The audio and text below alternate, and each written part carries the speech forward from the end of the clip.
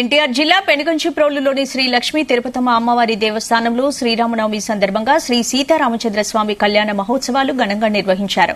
ఆలయంలోని నిత్య కళ్యాణ మండపంలో సీతారామచంద్రస్వామికి, శ్రీ ప్రసన్నాంజనేయ స్వామికి విశేష పూజలు నిర్వహించారు. పూజల అనంతరం శ్రీ సీతారాముల కళ్యాణం కన్నుల పండుగ నిర్వహించారు. కళ్యాణోత్సవంలో భక్తులు పెద్ద సంఖ్యలో పాల్గొన్నారు.